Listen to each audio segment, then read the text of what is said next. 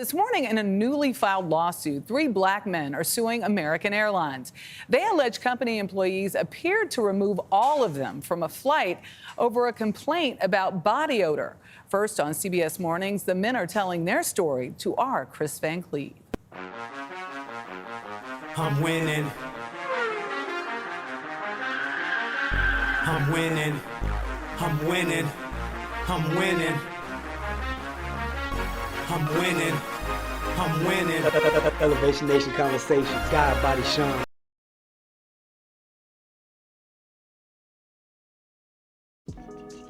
All right. What's going on, y'all? Elevation Nation Conversations. God, Body, Sean. I'm here. I appreciate y'all for rocking with me and joining and tuning in. Like, sharing, and subscribing. We building it. I ran across a story on CBS where they're talking about American Airlines. Yeah, good old American Airlines. They took a group of black men off of the airplane because somebody said that they had a body odor or something like that. But we'll get into the story, and then I'm gonna come back and give my views on it and my point on it. So let's take a listen to it, and I'll be back in a minute. To the front of the plane. This morning, in a newly filed lawsuit, 3 black men are suing American Airlines. They allege company employees appeared to remove all of them from a flight over a complaint about body odor.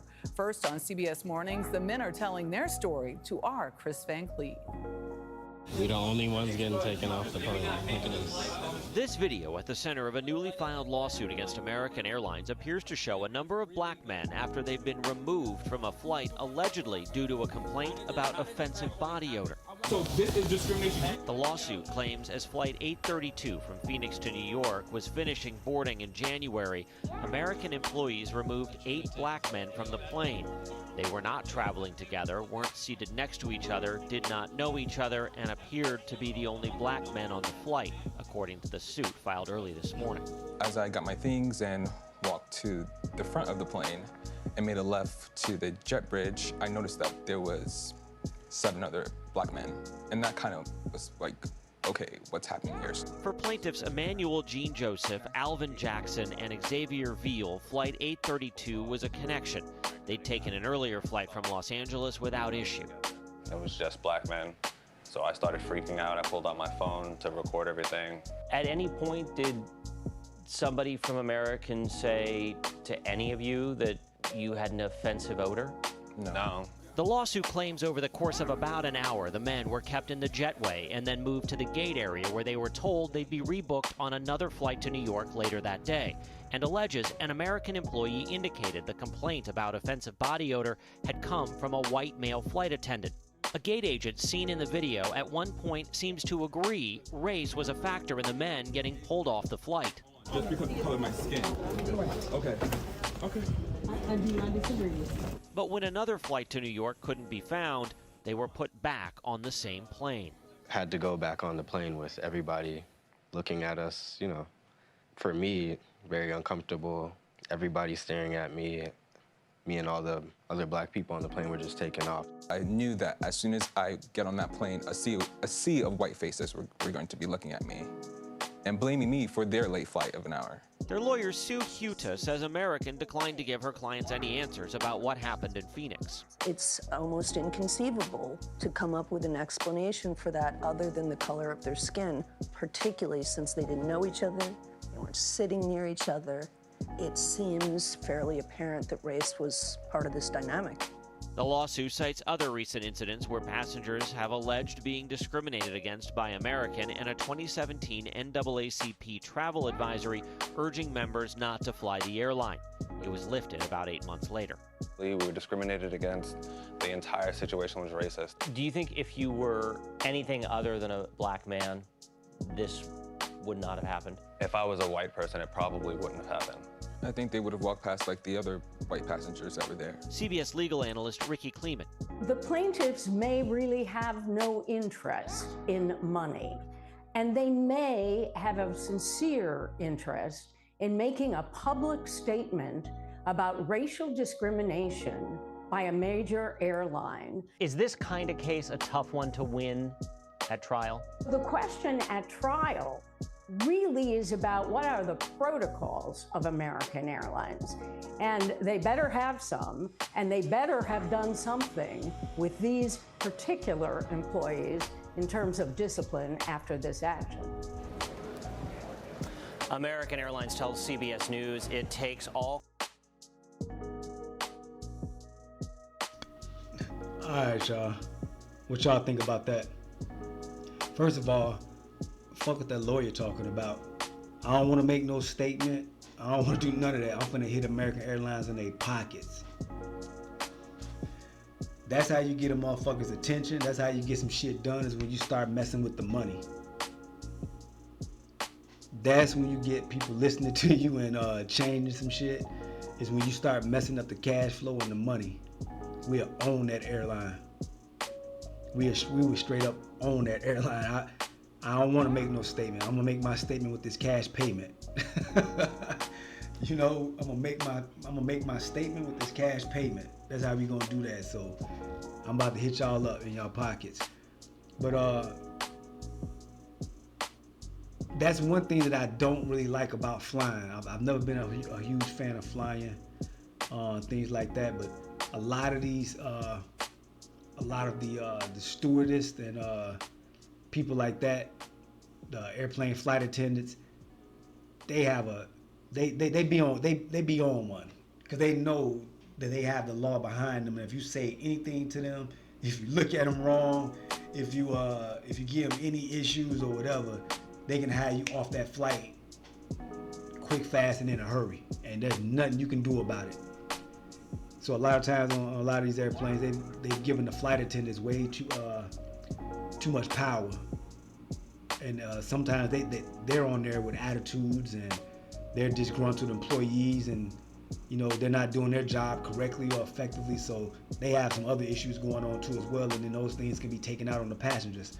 So that situation right there is I've definitely ran into some flight attendants that had some shitty and some nasty attitudes. But my other thing was this too. I don't know, but the names of these brothers, they sound like they were foreign. One of them, middle name was Jean. I know that's like a Haitian, like a French Haitian name, and they don't sound or sound like they're American blacks. I think they may be foreigners or something like that, but they live in America. You know, so their culture may be a little different or whatever. But if it was some American blacks, and I hate to say it, you know, but it's true, man. If it was some American blacks, man, they would have acted a fool. They would have cussed out that flight attendant, probably yoked her up and choked her. Slapped the shit out of her ass, and they definitely would have told her, I ain't getting off this plane. I paid my money. I ain't going nowhere. Fuck that shit. You would have not have been able to just walk some American blacks off that plane just that easy. It's not going down like that. So I think these black men were maybe foreigners, you know, from but they live in America or whatever, and they were a little bit more docile with it and a little bit more compliant. But if it was some black Americans, they'd have been telling them, hell no, fuck you, I ain't getting off this plane. Nope, you gotta get the police to come grab me up out of here. They would have told them, no, I ain't going nowhere, I'm not getting off this plane. But that's what they need to do. They need to definitely make a statement with the money. Hit American Airlines in their damn pockets and get all of that. But there have been plenty of times I've been on flights or buses or just whatever, and I've always noticed this. White people come on planes, they come on planes in flip-flops, no socks and shoes, shorts, dirty t-shirts, smelling like bologna, smelling like dogs. Nobody ever say anything to them. And I've always noticed this, and I even do this. When I'm flying or just traveling and things like that, I'm always, for the most part, dressed to impress. Whether it's sneakers and jeans, or I got on some casual Dickies and some, you know, some steppers or whatever, I'm always clean and presentable. So most blacks tend to kind of dress up when they traveling and flying or whatever, you know, representing themselves correctly. So I think it might have just been a cultural thing, and maybe their cologne was something different in them, or just a white man, being a Tom, talking, just talking shit, being a Tom. Somebody, didn't smell to his liking or had a different aroma than him, for lack of a better word. And he felt the need to say something and try to invoke his white privilege to have somebody removed off a fucking plane because of, they say they had an odor. As many white people that I've sat next to that smell like sweat and smell like cheese and all type of shit, I've never felt the need to tell somebody that they smell bad and to kick them off the plane. I don't even think like that. I think that's a white culture thing. Most black folks don't even have a culture where they think like that, where they want to get you kicked off the plane or a bus because you smell or you dress different or you look different. That's some typical white shit. That's what white people like to do. That's one of the things behind the Crown Act, where they had to make laws about school and the workplace and professions like that, where they can't discriminate against you because of the way your hair is styled or the way you're wearing your hair and things like that. And whites love to do that.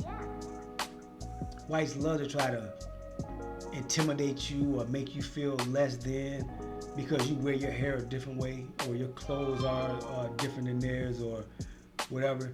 That's some white shit.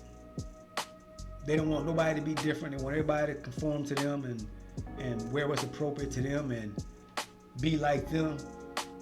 But nobody else seems to care about making them feel uncomfortable because they dress the way they dress and they smell the way they smell and they look the way they look and they wear their hair and clothes and things like that the way they do it.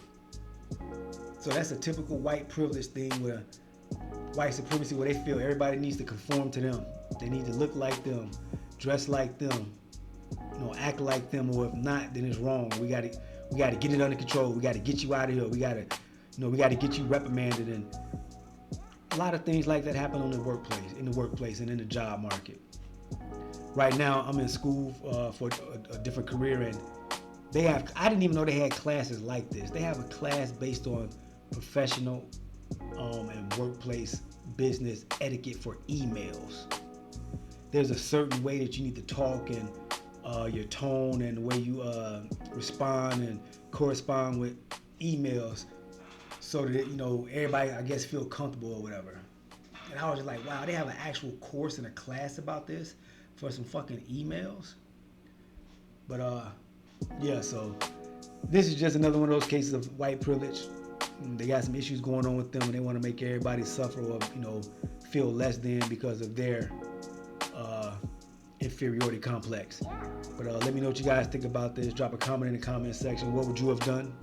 Would you have snapped out, or would you have played it calm and cool and stepped off the plane and fought another day and hit him with that lawsuit and get a bag? So these brothers are definitely about to get a bag. I wish it would have been me. I would have did the same thing. I'm gonna get this bag. I'm gonna sue the pants off your ass. I'm gonna own this airline. I'm gonna fly for free for the rest of my life, and I'm gonna hit you in your pockets.